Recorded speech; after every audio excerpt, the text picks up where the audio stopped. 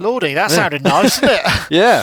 So this is another brand new product from Roland. Yes. We should add that this is not your instrument. This is not the one that you generally cover, but you've been kind enough to show us the new Jupiter XM, which it's a lovely looking thing. I mean, it's quite small, but feels really solidly built. We've got these kind of aluminium end panels, metal front.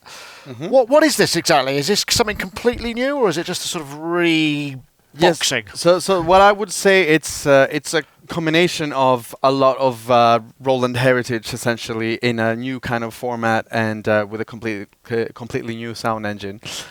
So we have an engine called the A-Core here, which is basically capable of modeling a lot of Roland old school synths, but in different ways. So as you know, we have the ACB technology from the System 8. On the plug-outs. Which is pure analog modeling, essentially, whereas this actually emulates a lot of different types. So we have RD piano, XV5080 sound module, plus some of the analog stuff. So also, it's actually less processor heavy than the ACB technology. Right. So while we definitely haven't given up on ACB technology, we have kind of established this on the side as an alternative for someone who wants. So what does that mean? You get more voices effectively? Yeah, exactly.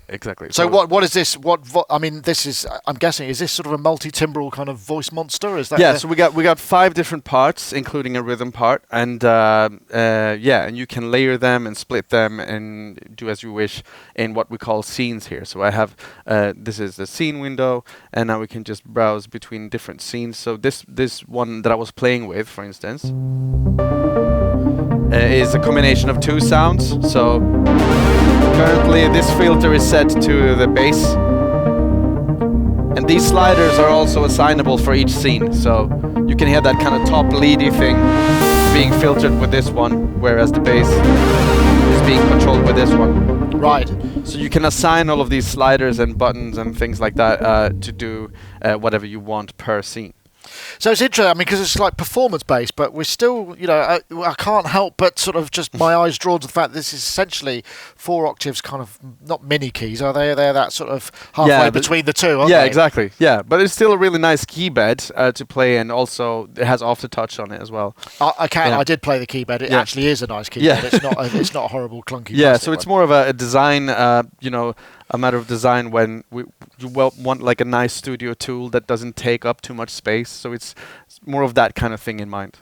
So I mean, I'm not going to tax you too hard on the questions because I know you're not like the total product owner of this. But so these preloaded models, I mean, this is a sticker, so this may well presumably change to some degree.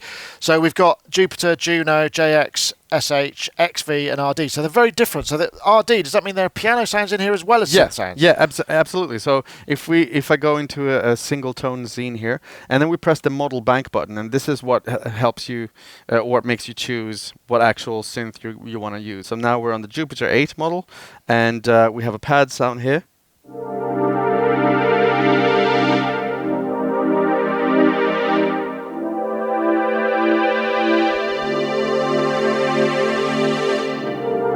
And there's obviously nice effects engines in there as well, because that's absolutely. So we have our effects section here. We can apply chorus, reverb, and drive or distortion and things like that. We have the filters with loads of real-time control where you can switch between the different parts and different filter types as well. But yeah, so that's the Jupiter. And now we're on the Juno 106. No, so you've got the Juno noise in there as well, little fizz. Yeah. So it depends on. We have all kinds of, these kind of old school pad sounds, but also more kind of experimental sounds in there as well.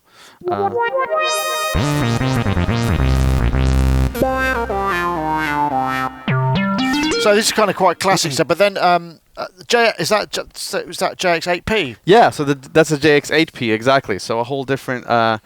So strings, I guess. Yeah, that was very. Yeah, I really like the JX engine. Let's try some of the soft pads. Those are always my favorite. Okay, so presumably it's emulating or offering the same parameters per model that kind of were appropriate to that exactly signal. Yeah, so the structure is very similar to the original, and then we have the SH 101 polyphonic polyphonic version, so you can get. So I guess that's similar to Boutique World, isn't it? So because Polyphonic was full voice on Boutiques, wasn't it?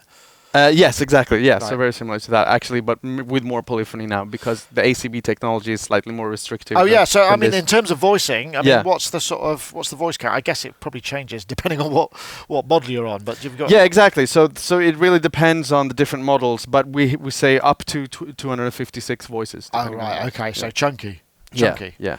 And presumably XV has got a bunch of sort of samples Yes. and synthesis sounds, all This that is your- PCM stuff. You know? Yeah, this is your classic kind of bread and butter sound. So we got some distorted guitars there, some very familiar Right. Roland kind of Rompler patches in there. You seem to have hit the guitar bank. Yeah, yeah, that was a big mistake. Okay, right. So you've got access to those, but I mean, a lot of those were sort of very much meat and potatoes, bread and butter kind of pads and stuff where you need a lot of polyphony. So the RD piano sounds, presumably, right? Yeah. So this is actually the RD 700 GX. Right. So one of our very famous pianos, and this is actually the supernatural sound engine. So.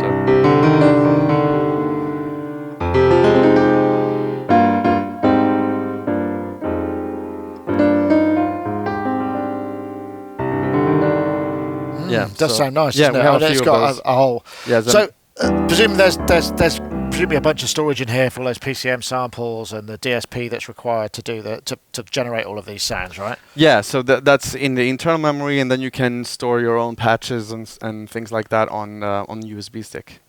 So it's all digital. So the filters are digital. Everything's kind of DSP based, and we haven't got anything analog. What I did find interesting, the connections around the back. It's actually quite comprehensive, isn't it? I mean, you could kind of get a sense of what. If we can spin this round a bit.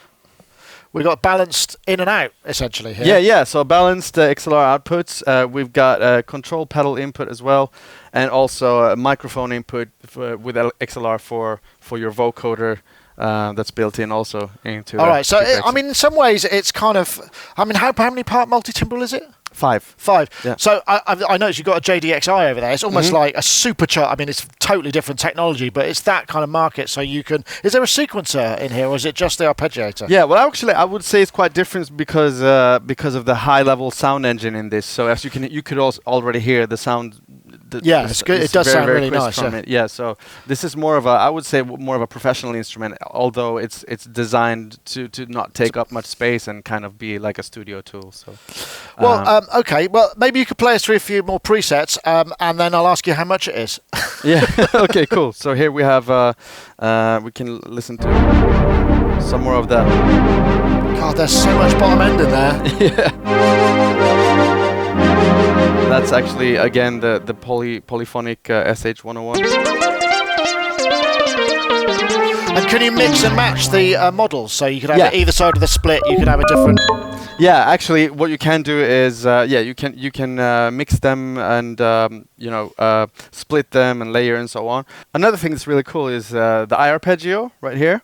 So this is basically an arpeggiator, but it kind of responds to the way you play rhythmically as well. So if you play really slow, Oh, you were it will using go that at the slow. beginning of Yeah. the opening stuff. Yeah, exactly. Right, okay, Another thing I really like about it is that it can actually distribute itself across the different parts. So you have the 5 parts, right? And then you can assign the iArpeggio to actually kind of distribute itself between those. Right. So here I have 2 sounds going, but they play slightly different things. So if I just play, I don't know, like an E minor. Now you can hear that there's 2 different sounds and they're doing different things. And you played all the notes at the same time on the keyboard, so it hasn't got a lot of information to work with. Yeah, there, exactly. right, So if I play a little bit faster and I just go like just a little bit of a. And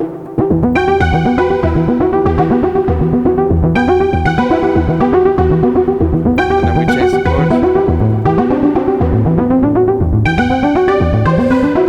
Okay. So it figures out the notes you're playing. That's an interesting idea. Yeah, and then we slow down. And then you can, of course, again play with all the assignable parameters here. So if I just go again a little bit faster.